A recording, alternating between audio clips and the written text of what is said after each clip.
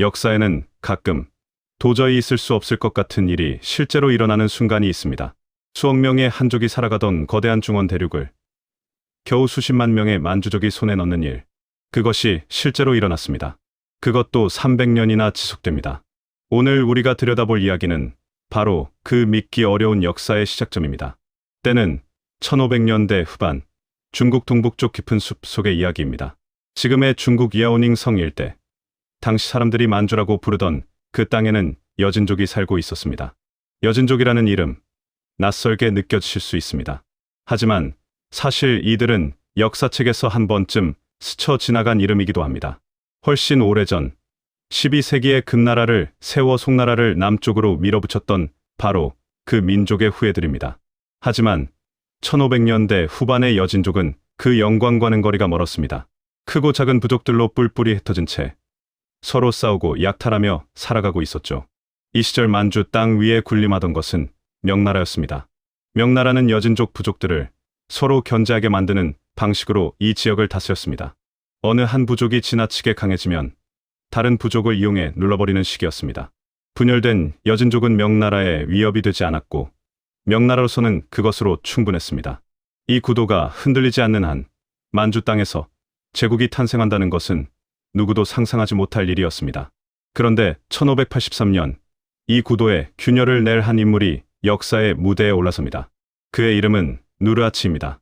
당시 나이 25, 지금 기준으로 보면 그저 젊은 청년이었지만 그의 인생은 이미 충분히 험난했습니다. 아버지 탁시와 할아버지 교창가 두 사람이 명나라 군대와의 전투 중에 목숨을 잃었습니다. 더 기막힌 사실은 그것이 누르하치 자신이 속한 편의 다른 여진 부족 때문이었다는 점입니다. 명나라와 연합한 여진 부족의 군대에 의해 아버지와 할아버지가 전사한 것입니다. 분노와 슬픔, 그리고 복수심. 이것이 누르하치가 첫 발을 내딛게 만든 감정이었습니다. 처음에 누르하치가 가진 것은 보잘것없었습니다. 군사 열세, 명과 갑옷 13벌. 이것이 훗날 300년 제국의 시작점이었습니다.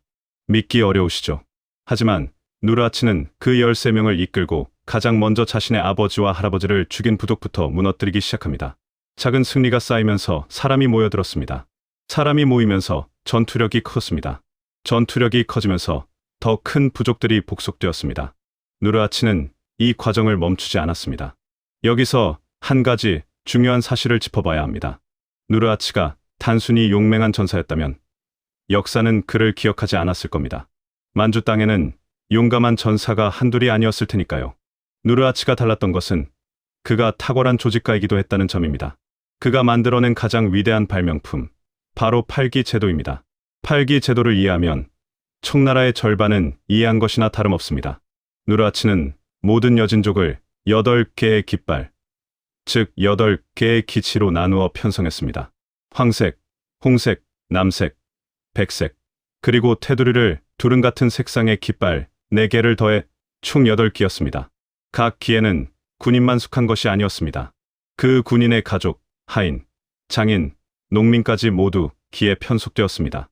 기는 군사 단위인 동시에 행정 단위였고 사회적 신분 체계이기도 했습니다. 팔기에 속한다는 것은 단순히 어느 부대 소속이라는 뜻이 아니라 자신이 누구이며 어디에 속한 사람인지를 규정하는 정체성의 틀이었습니다. 이 제도가 가져온 효과는 놀라웠습니다. 서로 다른 부족 출신으로 뿔뿔이 흩어져 살던 여진족이 처음으로 하나의 체계 안에 묶이게 됩니다. 부족 간의 장벽이 낮아지고 누르하치의 명령 체계 아래 일사불란하게 움직이는 군사 집단이 탄생했습니다. 팔기군의 전투력은 당시 동아시아에서 유례를 찾기 어려울 정도였습니다. 기마 전술에 능통했고 움직임이 빨랐으며 전장에서의 기동력이 뛰어났습니다. 이 군대 앞에서 여진족 부족들은 하나씩 무릎을 꿇었고 누르하치의 세력권은 점점 넓어졌습니다. 그리고 1616년 드디어 결정적인 순간이 찾아옵니다. 누르하치는 공개적으로 명나라에 도전장을 내밀기로 결심합니다. 그는 나라 이름을 후금허우진이라 선포하고 스스로 칸의 자리에 올랐습니다. 과거 금나라의 후계자임을 선언한 것입니다. 명나라에 보낸 문서에는 이른바 7대한 치다한 7가지 원안이 적혀 있었습니다. 아버지와 할아버지를 죽인 것, 여진족 내정에 부당하게 개입한 것, 교역에서 차별을 가한 것 등 명나라를 향한 오랜 불만들이 낱낱이 열거되었습니다. 이것은 단순한 항의문이 아니었습니다. 전쟁 선언이었습니다. 명나라도 가만히 있지 않았습니다. 1619년 명나라는 조선과 여진 우호 부족까지 합쳐 10만이 넘는 군대를 이끌고 후금을 치기 위해 진격합니다. 역사는 이 전투를 사르후 전투라고 기억합니다. 결과는 명나라의 참패였습니다. 누르하치는 병력을 분산시켜 각계격파하는 전술로 대군을 상대했고 사흘 동안의 전투에서 명나라 연합군을 완전히 무너뜨렸습니다. 이 승리 이후 만주 땅에서 명나라의 권위는 회복 불가능한 타격을 입었습니다. 사르후의 승리는 단순한 군사적 승리가 아니었습니다. 만주 전역의 부족들에게 하나의 신호였습니다. 명나라도 이길 수 있다는 것. 누르하치 아래로 들어오는 것이 살아남는 길이라는 것. 그 후 여진족의 통합은 더욱 빠르게 진행되었습니다. 1600년대 초반 누르하치는 중원을 향한 시선을 더욱 날카롭게 가다듬고 있었습니다. 하지만 그는 끝내 중원 땅을 밟지 못합니다. 1626년 명나라 장수 원숭환이 지키는 영원성 전투에서 처음으로 패배를 맛봅니다. 이 전투에서 부상을 입은 누르하치는 같은 해 세상을 떠납니다. 향년 68세였습니다. 누르하치의 죽음은 끝이 아니었습니다. 13명에서 시작된 그 불꽃은 이미 꺼질 수 없는 크기로 자라 있었습니다. 그가 닦아놓은 팔기, 제도와 군사 조직, 그리고 통합된 여진족이라는 유산은 그의 아들들에게 고스란히 이어졌습니다. 그 가운데 가장 뛰어난 인물이 8째 아들 홍타이지였습니다. 중원을 향한 여정은 이제 막 다음 단계로 접어들고 있었습니다. 역사에는 단 하루, 단 한 사람의 결정이 수백 년의 흐름을 바꿔버리는 순간이 있습니다. 1644년 봄, 만리장성의 동쪽 끝 산해관에서 바로 그런 일이 일어납니다. 그날 이후 중원의 주인이 바뀌었고 300년 청나라 제국의 역사가 본격적으로 시작됩니다. 오늘은 그 믿기 어려운 하루를 들여다보겠습니다. 먼저 누르하치의 뒤를 이은 홍타이지 이야기부터 시작해야 합니다. 홍타이지는 아버지 누르하치가 남긴 유산을 물려받은 것에 만족하지 않았습니다. 그는 한 단계 더 나아갔습니다. 1635년 그는 나라 이름을 후금에서 청싱으로 바꾸고 민족 이름도 여진에서 만주로 새로 선포합니다. 단순한 이름 교체가 아니었습니다. 이것은 정치적 선언이었습니다. 우리는 더 이상 변방의 부족이 아니다. 우리는 중원을 노리는 새로운 제국이다. 라는 의지의 표현이었죠. 홍타이지는 아버지보다 훨씬 정교한 전략가였습니다. 그는 한족 출신 관료와 지식인들을 적극적으로 끌어들였습니다.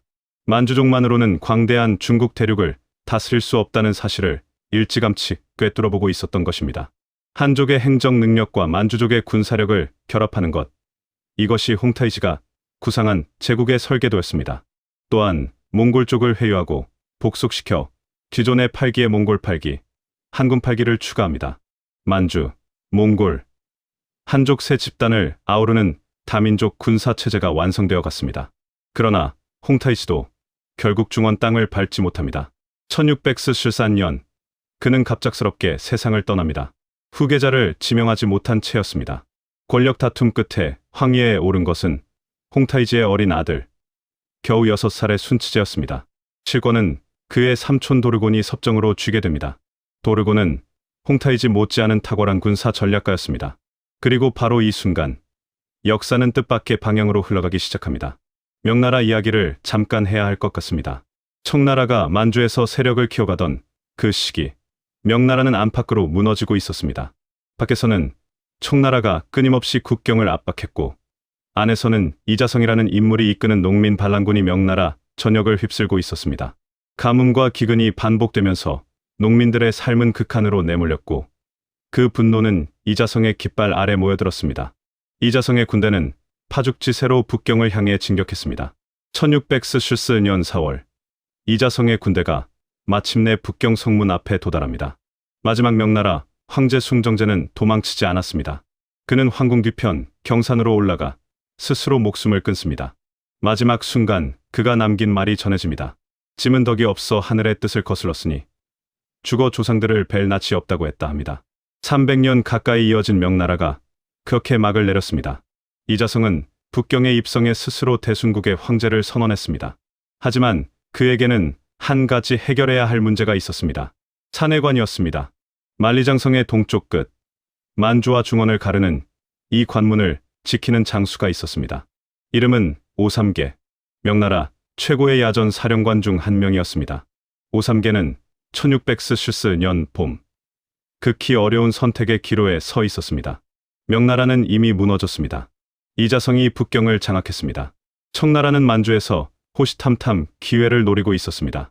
오삼계는 이자성에게 투항하는 쪽으로 마음을 기울였다고 전해집니다. 그런데 이때 결정적인 사건이 하나 발생합니다.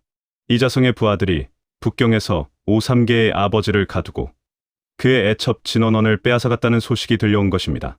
사실 여부를 두고 역사가들 사이에서 지금도 논쟁이 있습니다만 분명한 것은 오삼계가 이자성에게 등을 돌렸다는 사실입니다. 그리고 오삼계는 도르곤에게 손을 내밀었습니다. 이자성을 함께 치자는 제안이었습니다. 도르곤은 잠시의 망설임도 없이 받아들였습니다. 1600년 5월, 오삼계는 산해관의 문을 열었습니다. 청나라의 8기군이 그 문을 통해 쏟아져 들어왔습니다. 이후의 전개는 놀랍도록 빠르게 진행됩니다.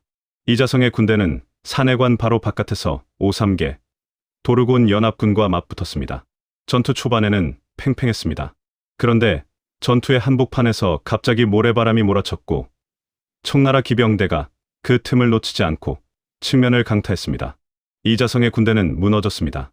수십 년의 혼란 끝에 북경을 손에 넣은 이자성은 북경에 입성한 지 불과 42일 만에 도망쳐야 했습니다. 그 해말, 이자성은 달아나던 중 허름한 농가 근처에서 살해당하며 생을 마감합니다. 청나라 군대는 그 해 5월 북경에 입성했습니다. 도르곤은 어린 순치제를 북경으로 데려와 자금성에 앉았습니다. 중원의 황제가 만주족이 된 순간이었습니다. 하지만 도르곤은 영리했습니다. 그는 정복자처럼 굴지 않았습니다. 숭정제의 장례를 명나라 황제의 예법에 맞게 치러주었고 이자성에게 빼앗겼던 명나라 관료들의 재산을 돌려주었습니다. 청나라가 명나라를 무너뜨린 것이 아니라 이자성이라는 역적으로부터 중원을 구한 해방자라는 이미지를 심으려 한 것입니다. 탁월한 정치적 판단이었습니다. 물론 중원 전체가 순순히 복종한 것은 아니었습니다. 강남 지역에서는 명나라 황족을 내세운 저항 세력들이 잇따라 일어났고 이를 역사에서는 난명이라고 부릅니다. 광저우에서, 푸젠에서, 윈난에서 각지의 저항은 수십 년에 걸쳐 계속되었습니다. 특히 윈난을 거점으로 삼은 마지막 난명 황제 영력제는 천려 백려 년까지 버텼습니다. 거의 20년에 가까운 저항이었습니다. 또한 만주족이 중원 지배를 굳히는 과정에서 끔찍한 사건들이 일어났습니다. 그중 가장 잘 알려진 것이 양주 10일 학살입니다. 청나라 군대에 저항한 양주성이 함락된 뒤 열흘에 걸친 약탈과 사륙이 벌어졌습니다. 당시 기록에는 이루 헤아리기 어려운 수의 사람들이 목숨을 잃었다고 전합니다. 지배란 언제나 이런 이면을 갖고 있습니다. 역사를 제대로 본다는 것은 승리의 빛과 함께 그 그림자도 함께 바라보는 일이기도 합니다. 한 가지 더 짚어볼 것이 있습니다. 청나라가 중원을 손에 넣으면서 시행한 정책 중에 변발령이 있습니다. 만주족의 풍습에 따라 머리 앞부분을 밀고 뒷부분을 길게 따는 변발을 한족에게 강요한 것입니다. 처음에 한족의 반발은 거셌습니다. 머리카락을 자르는 것은 단순한 풍습의 문제가 아니라 조상으로부터 물려받은 몸을 훼손하는 것이라는 인식이 있었기 때문입니다. 하지만 청나라는 이 명령을 강력하게 밀어붙였습니다. 변발이냐, 목이냐. 결국 시간이 흐르면서 변발은 청나라 지배하에서 사는 사람들의 일상이 되어버렸습니다. 수십만 만주족이 수억 한족의 땅을 차지한 이 사건, 어떻게 가능했을까요? 학자들은 여러 이유를 꼽습니다. 명나라 말기의 극심한 내부 분열, 이자성의 폭정에 지친 민심, 오삼계라는 결정적 배신자의 등장, 그리고 무엇보다 8기군이라는 당시 동아시아 최강의 군사 조직, 이 모든 요인이 절묘하게 맞물린 결과였습니다. 역사에서 우연과 필연은 언제나 이렇게 뒤엉켜 있습니다. 순치제가 자금성의 자리를 잡았습니다. 그러나 제국을 차지하는 것과 제국을 다스리는 것은 전혀 다른 일이었습니다. 진짜 시험은 이제부터였습니다. 다음 챕터에서는 청나라 역사상 가장 위대한 황제로 꼽히는 강희제의 이야기가 펼쳐집니다. 8살의 즉위에 60년을 다스린 그 황제가 어떻게 흔들리는 제국을 황금시대로 이끌었는지 함께 들여다보겠습니다. 역사상 가장 오래 재위한 황제들의 명단을 떠올려보면 그 안에 반드시 등장하는 이름이 있습니다. 강희제. 61년을 황위에 있었던 인물입니다. 그것만으로도 놀랍습니다만 더 놀라운 것은 그 61년이 단순히 자리를 지킨 시간이 아니었다는 점입니다. 그는 그 세월 동안 청나라를 진정한 제국으로 완성시켰습니다. 오늘 우리가 만나볼 강희제의 이야기는 한 황제의 전기가 아닙니다. 어떻게 소수가 다수를 진심으로 다스릴 수 있는가? 라는 질문에 대한 가장 흥미로운 답안입니다. 1654년 강희제는 순치제의 셋째 아들로 태어났습니다. 본명은 현엽. 아버지 순치제가 24의 젊은 나이에 갑작스럽게 세상을 떠나면서 현엽은 8살의 나이에 황위에 오릅니다. 어린 황제 주변에는 4명의 보정 대신, 즉 섭정이 배치되었습니다. 이들 중 가장 강력한 인물은 오보이였습니다. 오보이는 전쟁터에서 잔뼈가 굵은 무장 출신으로 권력욕이 극히 강했습니다. 어린 황제를 앞에 두고 사실상 도정을 자신의 뜻대로 좌지우지했습니다. 어린 현엽이 느꼈을 감정을 잠시 생각해봅니다. 아버지를 잃었고 주변에는 자신보다 훨씬 강력한 신하들이 있었습니다. 그러나 기록에 따르면 강희제는 이 시절을 그냥 흘려보내지 않았습니다. 그는 조용히 그러나 끊임없이 배웠습니다. 역사와 병법을 읽었고 신하들을 관찰했고 때를 기다렸습니다. 어린 황제처럼 보이도록 아무것도 모르는 척하도록 자신을 다스렸습니다. 그것이 그의 첫 번째 정치 행위였습니다. 1655년 강희제의 나이 16이 되던 해 드디어 때가 왔습니다.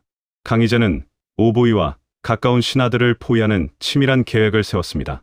그는 평소 궁중 씨름을 즐기는 소년들을 궁 안에서 훈련시켜 왔습니다. 그리고 어느 날 오보이를 접견 자리로 불러들인 뒤 그 소년들에게 오보이를 제압하도록 했습니다. 오보이는 무기도 없고 경원도 없는 상황에서 순식간에 붙들렸습니다. 피 한 방울 흘리지 않은 정변이었습니다. 16 소년이 권력을 되찾은 순간이었습니다.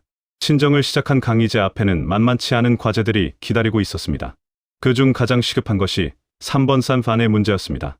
3번이란 청나라 초기에 중원 평정에 공을 세운 3명의 한족 장수 오삼계, 상가이, 경중명에게 내려준 번왕 자리를 말합니다. 이들은 각각 윈난, 광둥, 푸젠 지역에서 사실상 독립 왕국처럼 영지를 다스리고 있었습니다. 자체 군대가 있었고 자체 세금을 거뒀습니다. 청나라 조정이 지출하는 세금의 절반 가까이가 이 세 번왕을 유지하는데 쓰일 정도였습니다. 언제 칼을 들이밀지 모르는 이 세력들은 제국의 뱃속에 자리 잡은 가시와 같았습니다. 1674년 오삼계가 먼저 움직였습니다.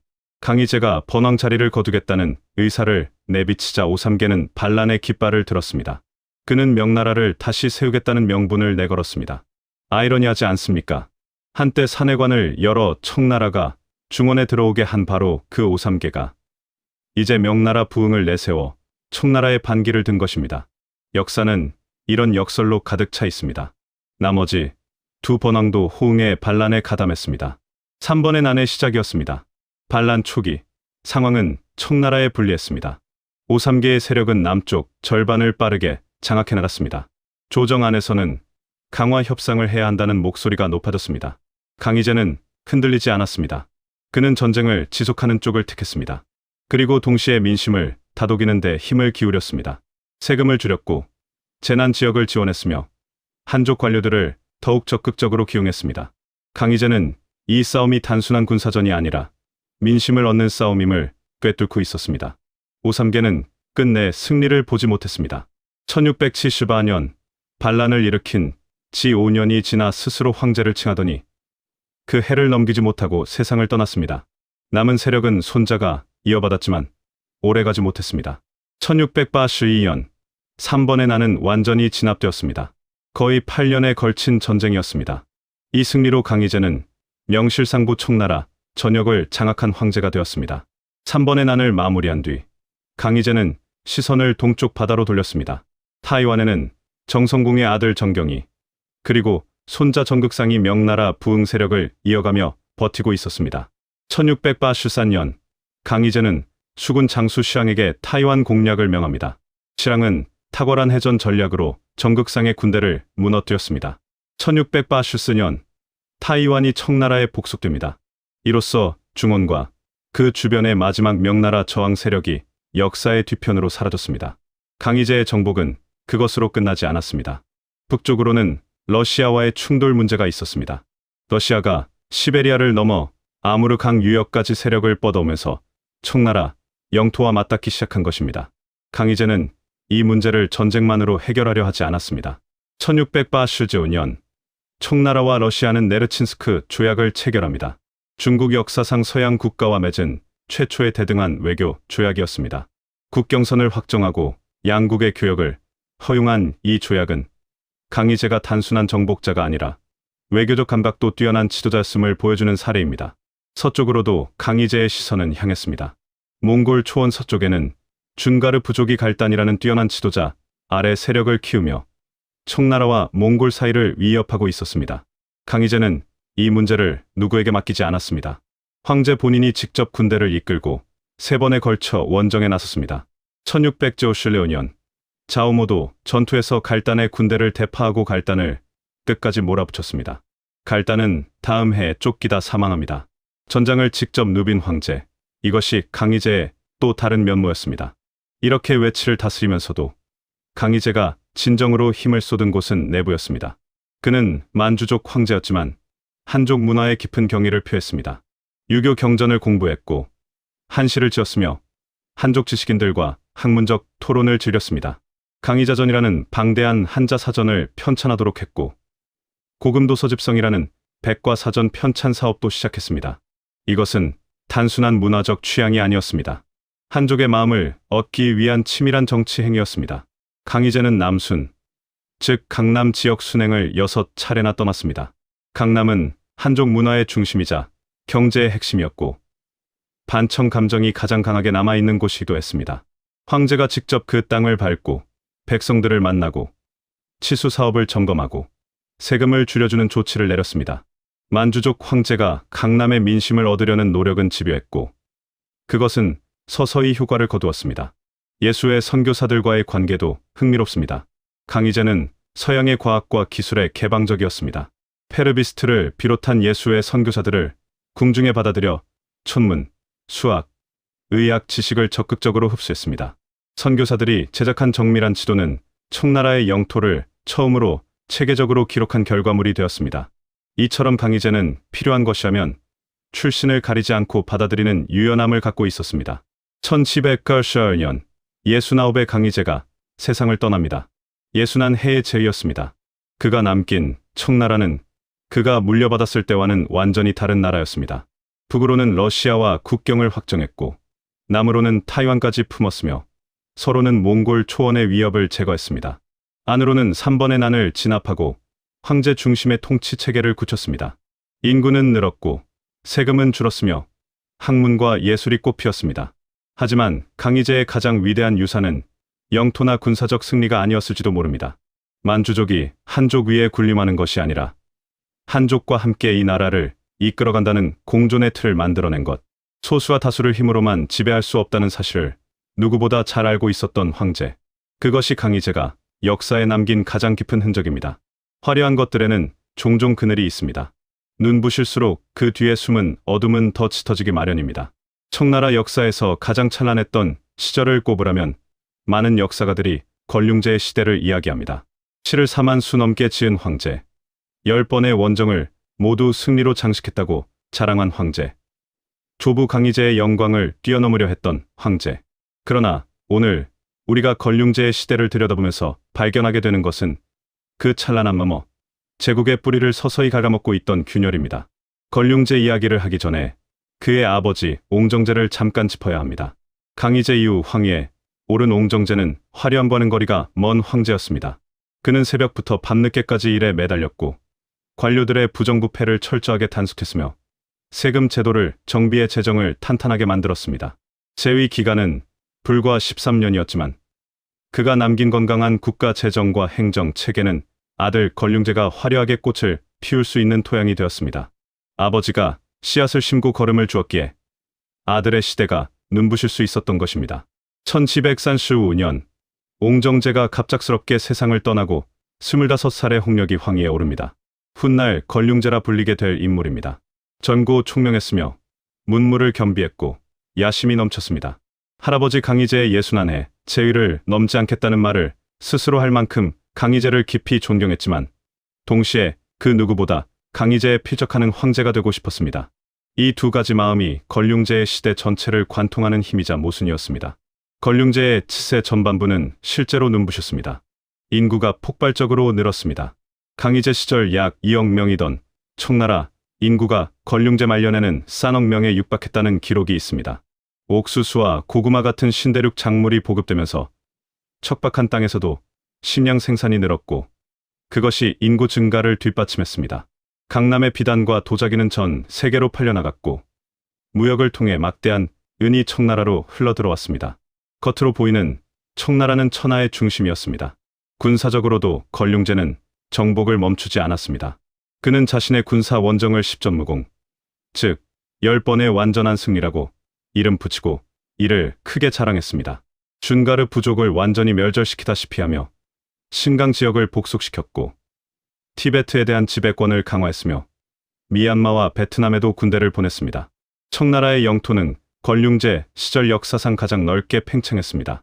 약 1300만 제곱킬로미터에 달하는 광대한 영토였습니다. 그런데 여기서 우리는 잠시 멈춰서 물어봐야 합니다. 십전무공은 과연 진짜 10번의 완전한 승리였을까요? 역사가들의 평가는 냉정합니다.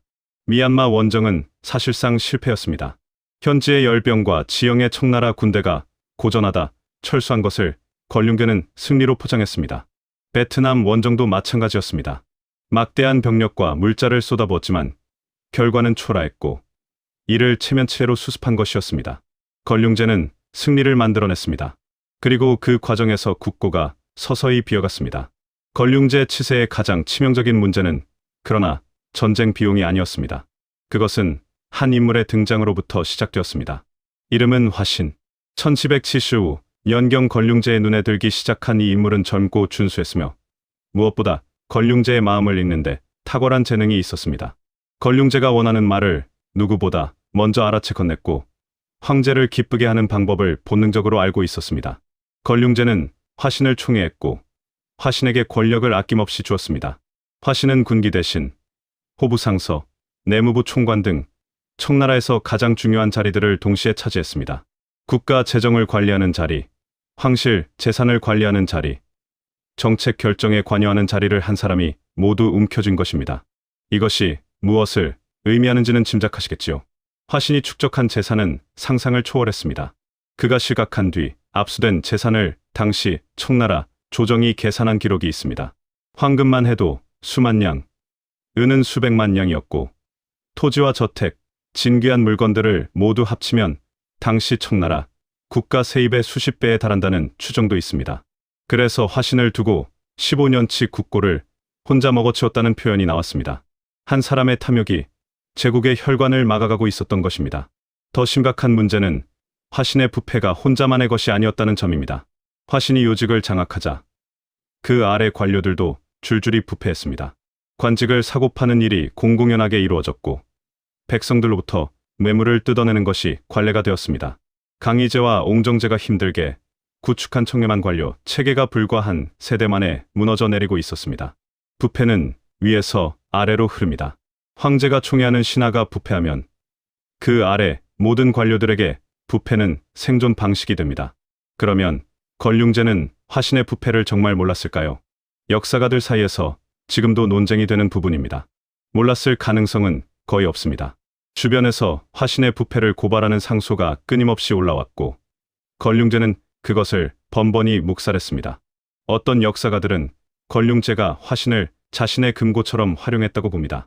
황실, 재산으로 직접 처리하기 어려운 지출을 화신을 통해 해결했다는 것입니다. 어찌됐든 알면서 눈을 감은 것이든 모르고 속은 것이든 결과는 같았습니다. 제국의 근간이 썩어가고 있었습니다. 걸륭제 시절 또 하나 주목해야 할 것이 있습니다. 1794년 영국에서 맥카트니 사절단이 청나라를 방문합니다. 영국은 청나라와 무역을 확대하고 외교 관계를 수립하고 싶었습니다. 당시 영국은 산업혁명이 한창 진행 중이었습니다. 증기기관이 공장을 돌리고 새로운 무기와 기술이 쏟아져 나오던 시절이었습니다. 맥카트니는 최신 과학기기와 무기를 선물로 들고 왔습니다. 걸륭제의 반응은 어떠했을까요? 그는 이 모든 것을 번국, 즉 변방 오랑캐 나라가 황제에게 바치는 조공으로 받아들였습니다. 영국이 원하는 무역 확대와 외교 사절 주제는 단호하게 거절했습니다. 걸륭제가 영국 왕 조지 산세에게 보낸 답서에는 이런 내용이 담겨 있습니다. 우리 청나라는 없는 것이 없으니 귀국의 물건 따위가 필요하지 않다고요. 세상 모든 것이 황제의 발 아래 있다는 중화 중심의 세계관이 고스란히 담긴 대답이었습니다.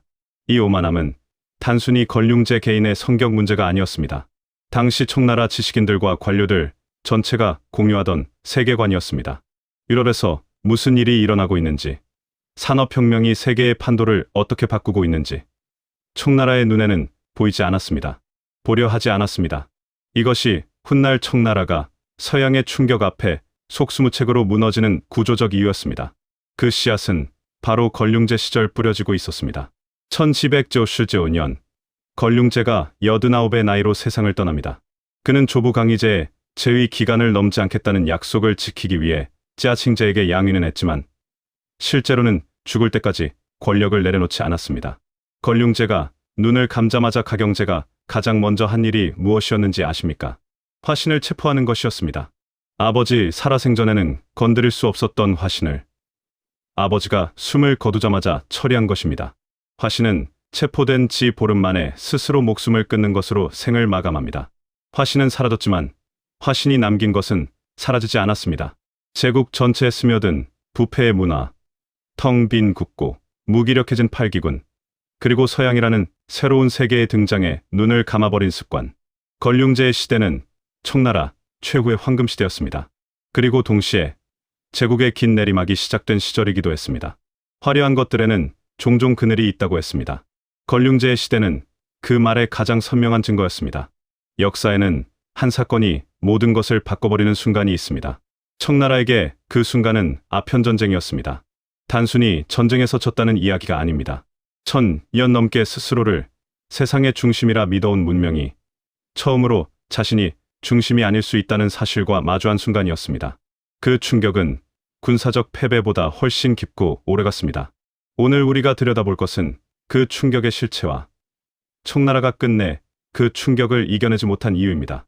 이야기는 차에서 시작됩니다. 18세기 영국에서 차를 마시는 것은 단순한 취향이 아니었습니다. 상류층에서 시작된 차 문화는 빠르게 전 계층으로 퍼져나갔고 영국인들의 일상 깊숙이 자리 잡았습니다. 그런데 이 차가 전량 청나라에서 왔습니다. 비단과 도자기도 마찬가지였습니다. 영국 동인도 회사는 청나라에서 엄청난 양의 물건을 사들였고 그 대금으로 막대한 양의 은이 청나라로 흘러들어갔습니다. 영국으로서는 무역 적자가 심각한 문제였습니다. 청나라에 팔 것이 없었기 때문입니다. 청나라는 영국 물건에 관심이 없었고 걸륭제가 맥카트니 사절단에게 답했듯 우리에게는 없는 것이 없다는 태도를 고수했습니다. 영국 동인도 회사가 찾아낸 해답이 바로 아편이었습니다. 인도 벵골 지역에서 생산된 아편을 청나라에 밀수출하기 시작한 것입니다. 처음에는 소량이었습니다. 그런데 아편은 그 특성상 한번 손을 대면 끊기가 극히 어렵습니다. 수요는 기하급수적으로 늘어났습니다. 1820년대에 연간 수천 상자이던 아편 밀수량이 1830년대에는 연간 수만 상자로 폭증했습니다. 이번에는 거꾸로 청나라에서 영국으로 은이 빠져나가기 시작했습니다. 무역의 흐름이 완전히 뒤집어진 것입니다. 아편이 가져온 피해는 단순히 경제적인 것이 아니었습니다. 청나라 사회 곳곳에서 아편 중독자가 생겨났습니다. 일반 백성은 물론이고 관료와 군인들 사이에서도 아편 중독이 번져나갔습니다. 팔기군 병사들이 전투훈련 대신 아편 파이프를 물고 있었습니다. 나라의 허리가 무너지고 있었습니다. 청나라 조정에서도 이 문제를 심각하게 받아들이기 시작했고 도광제는 아편 문제를 해결할 강경파 관료를 찾았습니다. 그렇게 역사 무대에 오른 인물이 임칙서입니다. 1839년 광저우의 흠차 대신으로 부임한 임칙서는 단호했습니다. 그는 광저우 항구에 보관된 영국 상인들의 아편을 모두 몰수했습니다. 몰수한 아편의 양은 약 200만 근, 상자로는 2만 상자가 넘었습니다. 임칙서는 이것을 호문 해변으로 가져가 바닷물과 석회를 섞어 모두 폐기했습니다. 장장 23일에 걸친 작업이었습니다. 임칙서는 이 과정을 기록으로 남겼고 영국 빅토리아 여왕에게 아편 거래를 중단하라는 편지까지 보냈습니다. 당당하고도 단호한 행동이었습니다. 영국의 반응은 전쟁이었습니다. 아편 몰수에 분개한 영국 상인들은 본국 정부의 강력한 대응을 요구했습니다. 영국 의회에서도 논쟁이 있었습니다. 일부 의원들은 아편 전쟁은 도덕적으로 옹호할 수 없다고 주장했습니다. 그러나 상업적 이익과 제국주의적 논리가 도덕적 반대를 눌렀습니다. 1847년 영국 해군 함대가 청나라 해안에 나타났습니다. 전투는 일방적이었습니다. 영국 군함의 포격 앞에 청나라 해안 요새는 속수무책으로 무너졌습니다. 영국 군함과 청나라 군함의 차이는 단순히 크기의 문제가 아니었습니다. 영국은 이미 증기기관으로 움직이는 철제 군함을 갖추고 있었고 사정거리가 길고 정확한 포를 장착하고 있었습니다. 반면 청나라 군대는 여전히 화승총과 구식 대포에 의존하고 있었습니다. 8기군의 기마 전술은 바다 위 철제 군함 앞에서 아무런 의미가 없었습니다.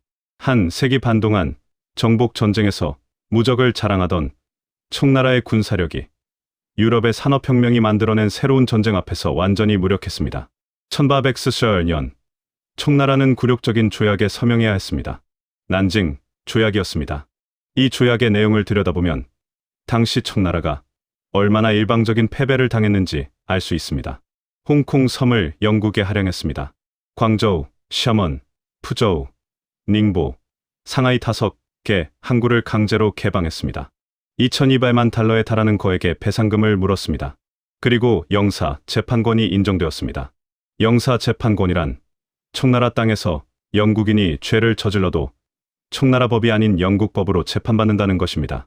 자국 영토에서 외국인에게 법권을 넘겨준 것입니다. 이것이 무엇을 의미하는지 당시 지식인들은 몸서리치는 수치로 받아들였습니다. 그러나 청나라 조정의 반응은 놀랍도록 아니했습니다. 도광제와 신하들은 이 패배를 일시적인 불운으로 이해했습니다. 오랑캐들이 배 위에서 싸우는 것에 능할 뿐 육지에서는 당할 수 없다는 생각이었습니다. 그 기이한 배와 대포를 연구하고 따라 만들어야 한다는 임칙서의 주장은 묵살되었습니다. 임칙서는 오히려 아편 문제를 악화시켜 전쟁을 불러왔다는 이유로 변방으로 좌천되었습니다. 문제를 정확히 진단한 사람이 벌을 받고 문제를 외면한 사람들이 자리를 지켰습니다.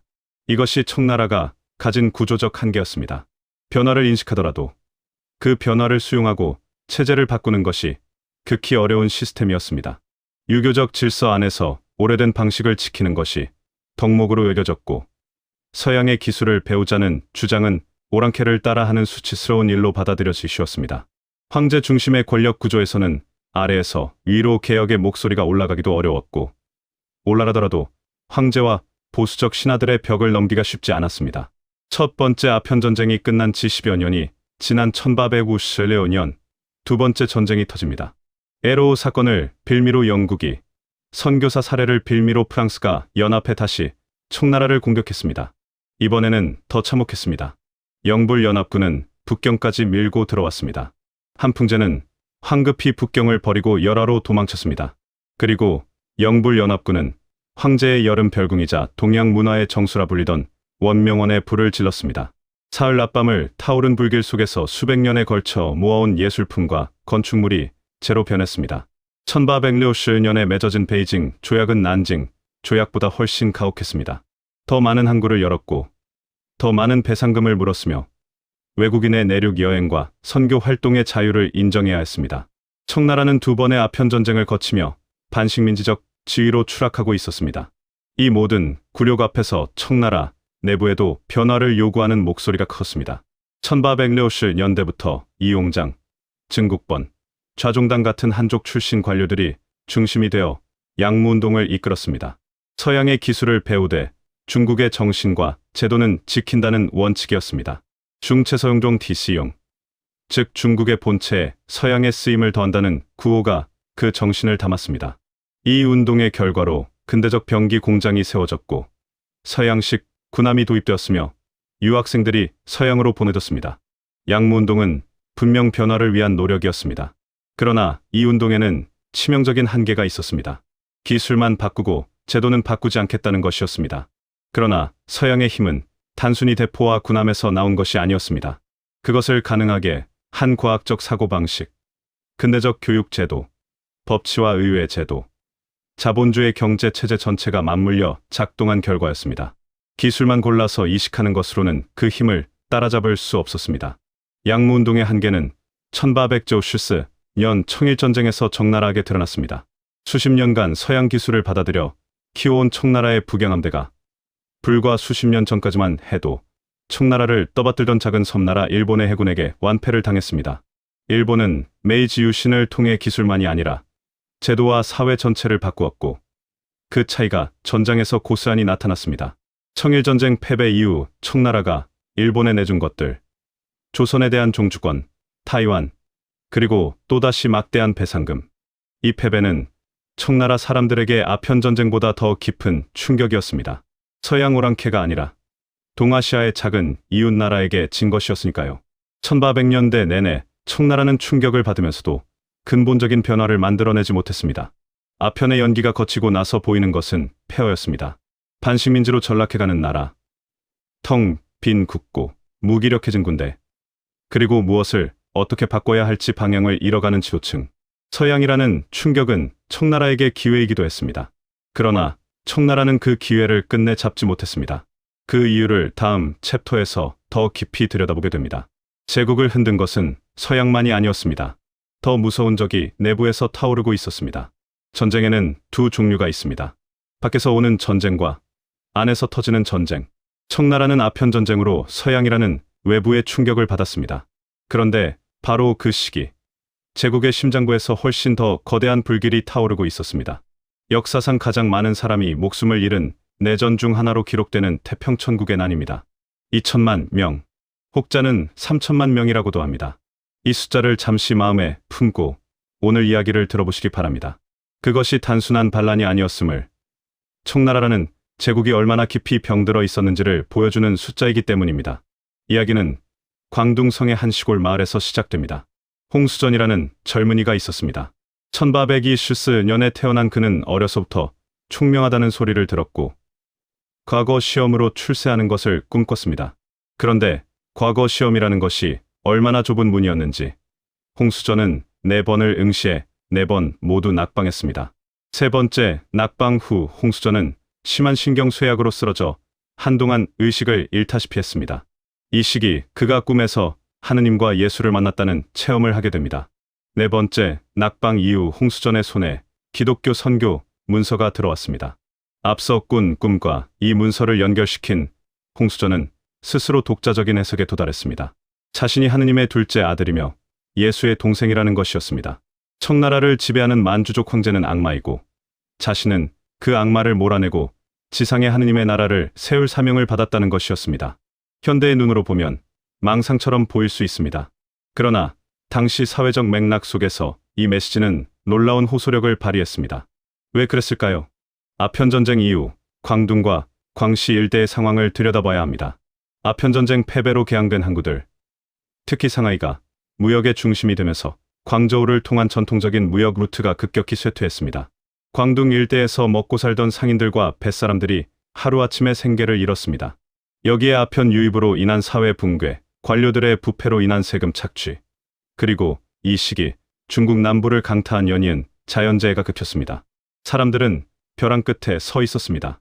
이런 상황에서 만주족 황제를 악마로 규정하고 새로운 세상을 약속하는 홍수전의 메시지는 지푸라기라도 잡고 싶은 사람들에게 강렬하게 와닿았습니다. 1850년 홍수전은 태평천국을 선포합니다. 하늘 아래 태평한 나라라는 뜻이었습니다. 처음에 수천 명이던 추종자가 빠르게 불어났습니다. 태평군은 광시성에서 일어나 북쪽으로 진격했습니다. 놀랍도록 빠른 속도였습니다. 1854년 봉기를 일으킨 지 불과 3년 만에 태평군은 양쯔강 유역의 핵심 도시 난징을 점령했습니다. 홍수전은 난징을 천경, 즉 하늘의 수도로 선포하고 이곳을 태평천국의 수도로 삼았습니다.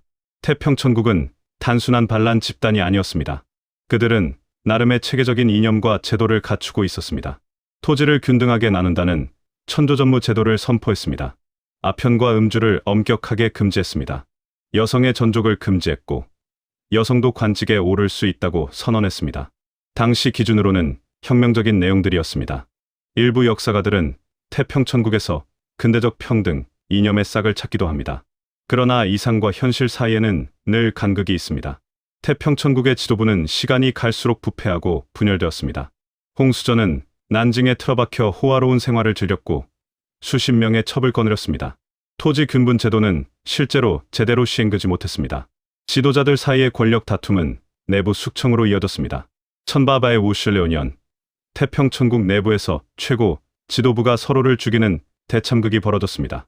이를 천경의 난이라고 합니다. 이 내분으로 태평천국의 군사적 역량은 치명적인 타격을 입었습니다. 한편 청나라 조정도 가만히 있지 않았습니다. 그러나 문제는 청나라 정규군인 팔기군과 노경군이 이미 무기력하게 무너져 있었다는 점입니다. 아편에 찌들고 오랜 평화의 전투력을 잃은 정규군은 태평군 앞에서 번번이 패했습니다. 이 절박한 상황에서 등장한 것이 한족 출신 지방 관료들이 직접 조직한 의용군이었습니다. 그중 가장 중요한 인물이 증국번이었습니다. 증국번은 후난성 출신의 유교적 지식인 관료였습니다. 그는 정규군 대신 향리 사람들을 모아 상군, 즉 상군상준을 조직했습니다. 단순한 용병 집단이 아니었습니다. 증국번은 유교적 충의와 가족적 유대를 바탕으로 병사들에게 싸울 이유를 심어주었습니다. 장교가 부하를 개인적으로 알고 책임지는 구조, 엄격한 군율과 훈련. 이 군대는 팔기군과는 전혀 다른 전투력을 발휘했습니다. 이용장도 비슷한 방식으로 회군 화이준을 조직했습니다.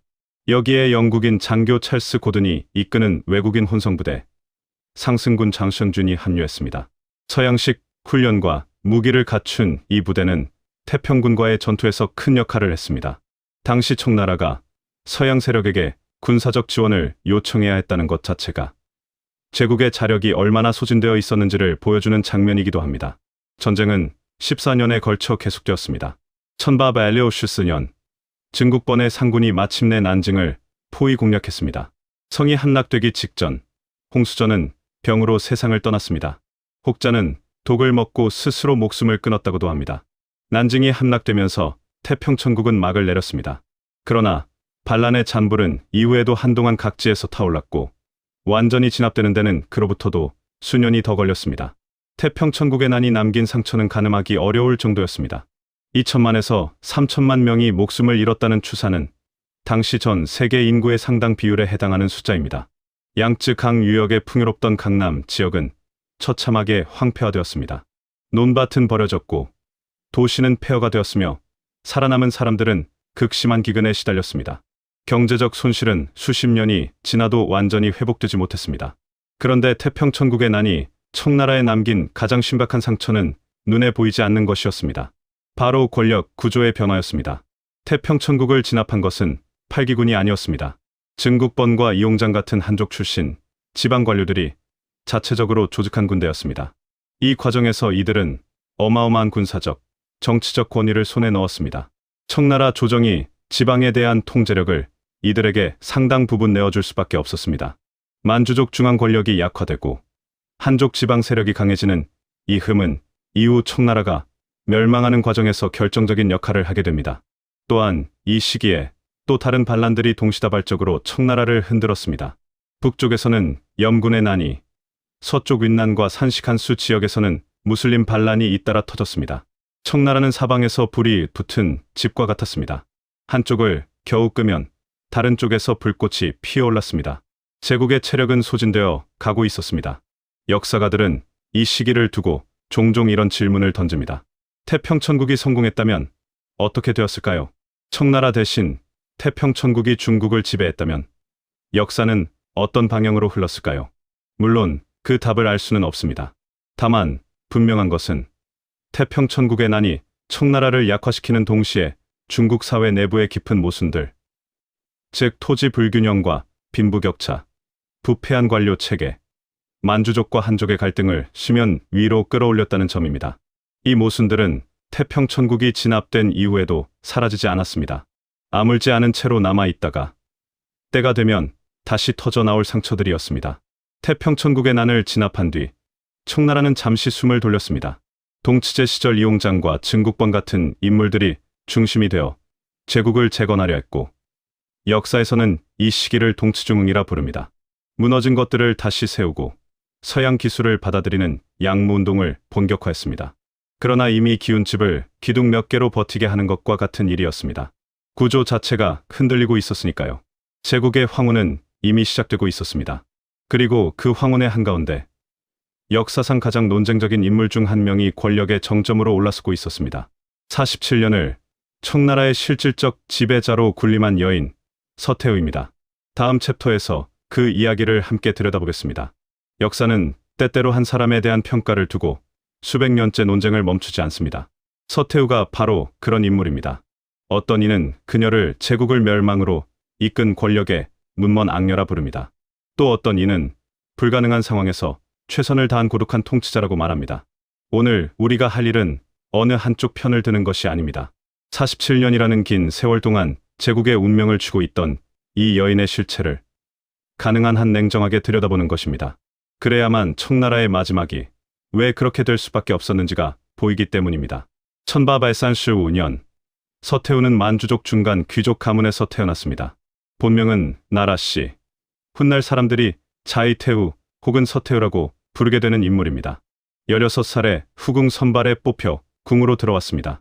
황후가 아닌 귀인, 즉 비교적 낮은 품계의 후궁으로 시작한 것입니다. 그러나 젊은 나라씨에게는 남다른 것이 있었습니다. 총명함, 그리고 무엇보다 글을 읽고 쓰는 능력이었습니다. 당시 후궁들 중에서 한문을 유창하게 읽고 쓸 줄 아는 여인은 드물었습니다. 한풍제는 문서를 대신 읽어주고 의견을 내는 나라씨를 곁에 두기 시작했습니다. 천바바의 우실레온년, 나라씨는 아들을 낳았습니다. 한풍제의 유일한 황자였습니다. 이 순간이 그녀의 운명을 바꿨습니다. 황자의 어머니라는 지위는 단순한 품계 상승이 아니었습니다. 황위 계승의 열쇠를 쥔 여인이 된다는 의미였습니다. 한풍제가 제2차 아편전쟁의 충격으로 열화로 도망친 뒤 그곳에서 건강이 악화되어 천바바엘레오슈이 연 세상을 떠나자 나라씨의 아들이 황위에 올랐습니다. 동치제였습니다. 그리고 그 어머니 나라씨는 서태후로서 역사의 중심에 서게 됩니다. 한풍제는 죽기 전 8명의 고명 대신에게 어린 황제를 보필하도록 유언을 남겼습니다. 그러나 서태후는 이 구도를 받아들이지 않았습니다. 그녀는 황후 자리에 있던 동태후와 손을 잡고 황제의 삼촌 공친왕 혁흥과 연합해 신속하게 움직였습니다. 천바바엘레오슈이 연말 8명의 고명 대신들이 일거에 제거되었습니다. 일부는 처형되고 일부는 자결했습니다. 이 쿠데타를 신유정변이라 합니다. 서태후는 권좌에 오른 지 몇 달 만에 반대 세력을 완전히 제거했습니다. 뛰어난 정치적 본능이었습니다. 수렴청정이 시작되었습니다. 어린 황제 앞에 발을 들이우고 그 뒤에서 정사를 결정하는 방식이었습니다. 서태후는 이 수렴청정을 자신의 생애에 걸쳐 3번 하게 됩니다. 동치제 시절, 광서제 초년, 그리고 마지막으로 광서제 말년까지. 황제는 바뀌었지만 실권자는 한 사람이었습니다. 서태후 치세 초반을 공정하게 평가하자면 그녀가 단순히 권력만 탐한 인물은 아니었습니다. 앞서 이야기한 양무운동, 즉 서양 기술을 받아들여 제국을 강화하려는 노력을 서태후는 적극적으로 지원했습니다. 이용장과 증국본 같은 인재들을 신임했고 근대적 군대와 공장, 학교를 세우는 것을 허락했습니다. 이 시기 청나라가 어느 정도 안정을 되찾고 표면적인 번영을 누렸던 것은 사실입니다. 그러나 서태후가 어떤 인물인지를 가장 선명하게 보여주는 사건은 천바발바슈조 연 이후에 펼쳐집니다. 동치제는 성인이 된 뒤 천연두로 요절했고 서태후는 자신의 조카이자 겨우 4살인 제첨을 후계자로 지명했습니다. 광서제였습니다. 법통으로 따지면 무리가 있는 선택이었습니다만 서태후로서는 다시 한번 어린 황제를 앞세워 권력을 유지할 수 있는 구도를 만든 것이었습니다. 광서제는 자라면서 스스로 생각하는 황제가 되고 싶었습니다. 그는 독서를 즐겼고 서양의 정치 제도와 사상에 관심이 많았습니다. 청일전쟁에 참담한 패배 이후 광서제는 근본적인 개혁 없이는 청나라가 살아남을 수 없다는 결론에 도달했습니다.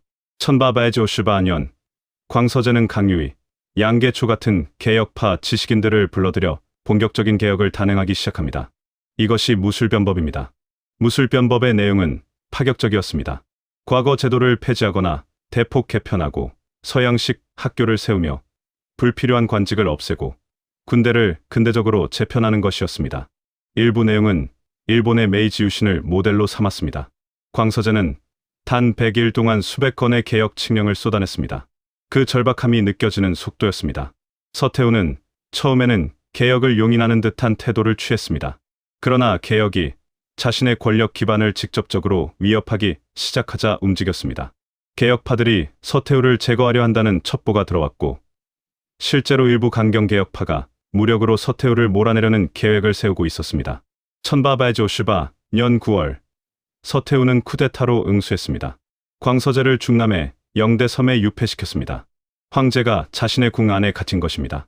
강유희와 양계초는 가까스로 도망쳤지만 개혁파의 핵심 인물 6명은 체포되어 처형되었습니다. 무술육군자라 불리는 이들입니다. 무술변법은 시작된 지 103일 만에 끝났습니다. 역사는 이것을 백일유신이라고도 부릅니다.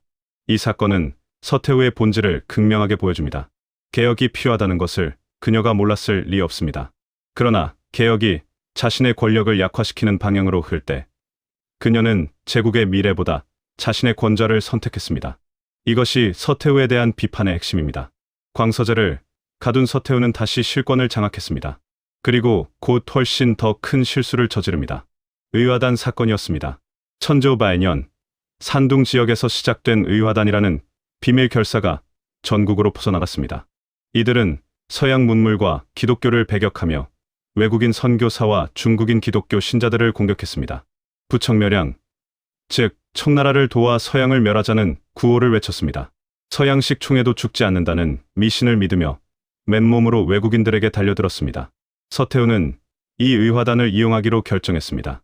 반서양 감정이 고조된 분위기, 각국 열강이 청나라, 영토를 잠식해오는 데 대한 분노, 그리고 자신에게 압력을 가하는 열강 세력을 의화단을 앞세워 몰아낼 수 있다는 계산이었습니다. 천조바해 연 6월 서태후는 11개 나라에 동시에 선전포고를 내렸습니다. 믿기 어려운 결정이었습니다. 결과는 참담했습니다. 영국, 프랑스, 독일, 러시아, 미국, 일본 등 8개국 연합군이 청나라로 쏟아져 들어왔습니다. 의화단은 근대식 무기로 무장한 열강 군대 앞에서 허무하게 써졌습니다. 천조바해 년 8월 8개국 연합군이 북경에 입성했습니다. 서태후는 광서제를 끌고 황급히 시안으로 도망쳤습니다. 황제와 태후가 먼지를 뒤집어쓰고 북경을 탈출하는 장면. 이것이 제국의 황혼이 얼마나 깊어졌는지를 보여주는 상징적 장면이었습니다. 이듬해 맺어진 신축조약은 청나라가 체결한 조약 중 가장 굴욕적인 것이었습니다. 배상금의 규모는 어마어마했습니다. 4억 5천만 냥의 은, 당시 청나라 세입의 수십 배에 달하는 금액이었습니다. 이것을 39년에 걸쳐 나눠 갚아야 했고 이자까지 포함하면 실제 부담은 그 이상이었습니다. 북경의 외국 공관 지구는 사실상 치외법권 지역이 되었고 열강은 공관 보호를 명목으로 북경 안에 군대를 주둔시킬 수 있게 되었습니다. 수도 한복판에 외국 군대가 머무는 나라. 이것이 천조바해 2년 청나라의 현실이었습니다. 굴욕적인 귀환을 한 서태후는 그러나 완전히 꺾이지 않았습니다. 역설적이게도 그녀는 이 시기에 과거에 자신이 막았던 개혁들을 스스로 추진하기 시작합니다. 과거 제도를 폐지했고 서양식 학교를 설립했으며 입헌군 주제를 도입하겠다는 약속을 내놓았습니다. 신정신정이라 불리는 이 일련의 개혁들은 무술변법대, 광서제가 하려다 서태후 자신이 막았던 것과 내용이 대단히 유사했습니다. 10년 전에 했어야 할 일들이었습니다. 그러나 시계를 되돌릴 수는 없었습니다. 서태후의 마지막 날들은 쓸쓸했습니다. 영대섬에 갇혀있던 광서제는 건강이 극도로 악화되어 갔습니다. 독살이었다는 설이 오랫동안 제기되었고 근래의 과학적 분석에서 광서제의 유해에서 비소 성분이 검출되었다는 보고가 나오기도 했습니다. 천조바해바 년 12회 광서제가 먼저 세상을 떠났습니다. 나이 불과 38이었습니다. 그리고 하루 뒤 서태후도 눈을 감았습니다. 향년 73이었습니다. 서태후가 죽기 직전 남긴 말이 전해집니다. 다시는 여인이 나라실에 관여해서는 안 된다고 했다 합니다. 그 말이 진심이었는지 형식적인 유언이었는지는 알 수 없습니다. 다만 47년을 권력의 정점에서 살아온 여인이 마지막으로 남긴 말치고는 몹시 쓸쓸하게 들립니다. 서태후가 떠난 자리에 남은 것은 무엇이었을까요? 무거운 외채, 외국 군대가 주둔하는 수도, 분열된 조정, 들끓는 혁명의 기운. 그녀는 47년 동안 제국을 지켰다고도 할 수 있고 47년 동안 제국이 살아남을 기회들을 놓쳤다고도 할 수 있습니다. 어쩌면 그 두 가지가 동시에 사실지도 모릅니다. 역사에서 가장 복잡한 인물들은 늘 그런 모순을 안고 있습니다. 서태후가 남긴 마지막 황제는 겨우 2살의 아이였습니다. 이름은 푸이. 용의 제국 300년의 마지막 불꽃이었습니다.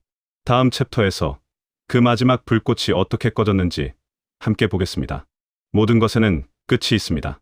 아무리 거대한 것도, 아무리 오래된 것도 언젠가는 마지막 페이지를 맞이합니다.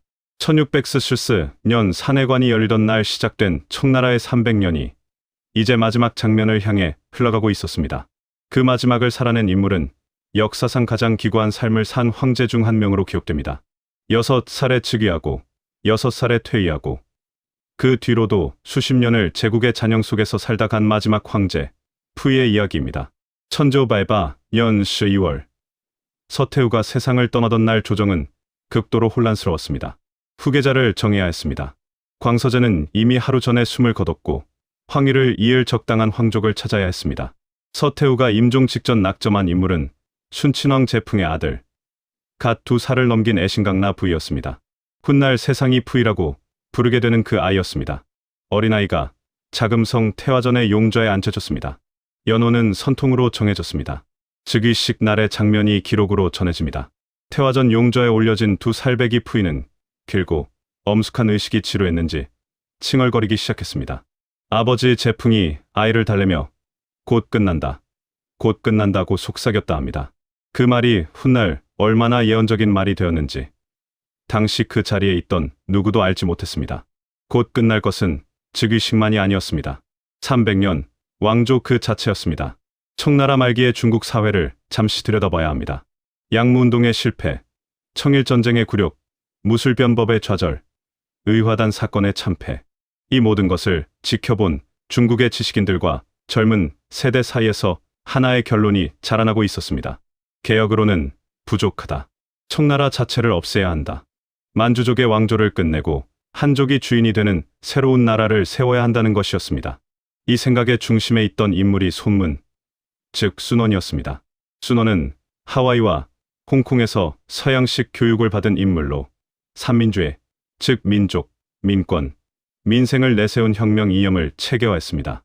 그는 청나라 타도와 공화국 수립을 목표로 여러 차례 무장 봉기를 시도했습니다. 대부분 실패로 끝났습니다.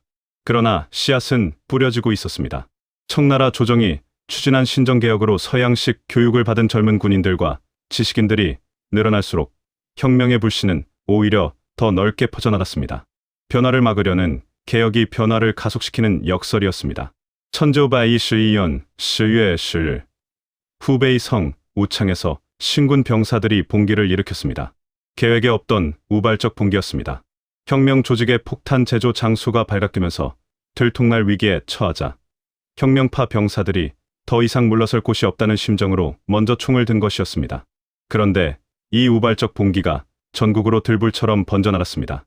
한 성이 독립을 선언하면 다른 성이 뒤따랐습니다. 2달 만에 청나라 전체 성의 절반 이상이 독립을 선언했습니다. 300년 왕조가 2달 만에 이렇게 무너질 수 있었다는 것은 역으로 그만큼 뿌리가 썩어 있었다는 의미였습니다. 청나라 조정은 이 위기를 수습하기 위해 가장 강력한 카드를 꺼내들었습니다. 이용장의 뒤를 이어 북양군을 장악하고 있던 위안스카이였습니다. 위안스카이는 일찍이 무술변법 당시 광서제의 개혁파를 배신하고 서태후에게 붙었던 인물로 그 이후 한때 실학했다가 신해혁명의 혼란 속에서 다시 불려나온 것이었습니다. 그는 탁월한 현실주의자였습니다. 청나라에 충성하면서도 동시에 혁명파와 협상하며 자신의 이익을 극대화하는 방향을 계산하고 있었습니다. 위안스카이는 양쪽 모두와 협상했습니다. 혁명파에게는 황제 퇴위를 이끌어낼 테니 새 공화국의 권력을 달라고 했고 청나라 조정에게는 혁명파를 막을 수 있는 유일한 인물이 자신이라며 협상력을 높였습니다. 냉혹하고 능란한 정치적 줄타기였습니다. 천조발셔 년 2月 1일 난징에서 중화민국이 선포되었습니다. 순원이 임시 대총통에 취임했습니다. 그러나 순원은 실질적인 군사력이 없었습니다. 위안스카이가 황제 퇴위를 이끌어낸다면 대총통 자리를 위안스카이에게 넘기겠다는 타협이 이루어졌습니다. 이렇게 해서 중화민국의 첫 번째 대총통은 혁명가가 아니라 구체제의 군벌이 되는 또 하나의 역사적 아이러니가 만들어졌습니다. 천조발셔 년 2월 10일 드디어 그날이 왔습니다. 융유태우, 즉 광서제의 황후이자 어린 푸이의 섭정이 퇴위 조서에 도장을 찍었습니다. 조서의 내용은 이러했습니다. 천하의 민심이 공화를 원하니 황제는 이를 따라 통치권을 전 국민에게 돌려준다고. 300년, 청나라의 마지막 문서였습니다. 6살 푸이는 그날 무슨 일이 일어나고 있는지 알지 못했습니다. 그저 어른들이 분주하게 움직이는 것을 바라보고 있었을 뿐이었습니다. 그러나 역사가 푸이를 그냥 놓아두지 않았습니다. 퇴위 이후에도 푸이는 자금성 안에서 황제로 대우받으며 살아갔습니다. 중화민국 정부는 청, 황실, 우대 조건을 약속했습니다. 황제 칭호를 유지하고 자금성 내부에서 황실 예법을 그대로 쓸 수 있으며 매년 상당한 세비를 지급한다는 내용이었습니다. 자금성 안에는 여전히 환관이 있었고 신하가 있었으며 황제에게 절을 올리는 의식이 계속되었습니다. 바깥 세상은 공화국이었지만 자금성 안은 여전히 제국이었습니다. 기이한 이중 세계였습니다. 그 기이한 평화도 오래가지 못했습니다. 천조바의 얼슈스년, 군벌 풍옥상이 쿠데타를 일으켜 권력을 장악하면서 푸이를 자금성에서 완전히 내쫓았습니다. 국민당과의 약속을 일방적으로 파기한 것이었습니다. 18살의 푸이는 평생 살아온 자금성을 떠나 처음으로 바깥 세상과 마주했습니다. 그는 천진의 일본 조계지로 거처를 옮겼습니다. 이 순간부터 푸이의 삶은 더욱 복잡하고 비극적인 방향으로 흘러가게 됩니다. 천조바의 산슈얼년, 일본이 중국 동북 지역을 점령하고 만주국이라는 괴뢰 국가를 세웠습니다. 일본은 이 나라의 국가 원수로 푸이를 내세웠습니다. 청나라 황실의 후예라는 상징성을 이용한 것이었습니다. 푸이는 이 제안을 받아들였습니다. 언젠가 잃어버린 제국을 되찾을 수 있을지도 모른다는 희망이 있었는지, 아니면 달리 선택의 여지가 없었는지, 아마도 두 가지가 뒤섞여 있었을 것입니다. 천조바의 산슈스년, 푸이는 만주국의 황제로 즉위했습니다. 그러나 실질적인 권한은 아무것도 없었습니다. 모든 결정은 일본 관동군이 내렸고 푸이는 그 결정에 도장을 찍는 역할을 했습니다. 황제라는 이름을 가진 인형이었습니다. 천조바의 스슈우년, 일본이 패전하면서 만주국도 함께 무너졌습니다. 푸이는 일본으로 도망치려다 소련군에 붙잡혔습니다. 이후 5년을 소련에서 포로로 지내다가 천조바의 우시 년 중화인민공화국으로 송환되었습니다. 그리고 무슨 전범 관리소에서 10년의 세월을 보냈습니다.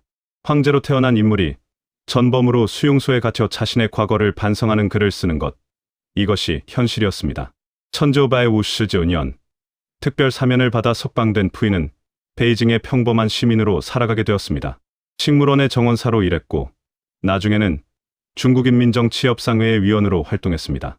자금성을 화려하게 수놓던 골룡포 대신 인민복을 입고 신하들의 경배 대신 버스를 타고 출퇴근하는 삶이었습니다. 천조바의 료슈치연, 푸이는 신장암으로 세상을 떠났습니다. 향년 61살이었습니다. 황제로 태어나 정원사로 살다 간 사람, 그것이 청나라 마지막 황제의 생애였습니다. 이제 우리는 지난 8챕터를 함께 걸어온 긴 여정의 끝에 서 있습니다. 누르하치가 13명의 군사와 갑옷 13벌로 첫 발을 내디딘 그날부터 푸이가 자금성에서 쫓겨나던 그날까지 300년이라는 시간이 우리 앞을 지나갔습니다. 이 긴 이야기가 오늘을 사는 우리에게 무엇을 남겨주는지 잠시 생각해봐도 좋을 것 같습니다. 청나라의 흥망에는 몇 가지 오래된 진실이 새겨져 있습니다. 팔기군이라는 탁월한 조직으로 제국을 세운 만주족이 그 제국이 안정되자 서서히 조직의 날카로움을 잃어갔다는 것, 강희제와 옹정제처럼 절제하고 부지런한 황제들이 쌓아 올린 것을 걸륭제 한 대의 방종으로 뿌리부터 흔들 수 있다는 것, 그리고 변화의 신호를 보면서도 끝내 그것을 외면할 때 역사는 기다려주지 않는다는 것, 서양의 충격 앞에서 청나라가 선택의 기회를 여러 번 맞이했다는 사실도 기억해야 합니다. 아편전쟁 직후 임칙서의 경고를 들었을 때, 무술변법으로 제도를 바꾸려 했을 때, 신정개혁으로 마지막 시도를 했을 때, 그 기회들이 제대로 살려졌다면 역사는 달라졌을까요? 그 질문에 대한 확실한 답은 없습니다. 다만 분명한 것은 기회는 있었다는 사실입니다. 300년, 청나라는 그렇게 역사의 뒤편으로 사라졌습니다. 누르하치의 꿈이 푸이의 퇴위로 마무리되기까지 용의 제국은 탄생과 번영과 쇠락의 모든 계절을 살았습니다. 그리고 그 긴 여정은 오늘 밤 이렇게 조용히 마지막 페이지를 닫습니다. 들어주셔서 감사합니다.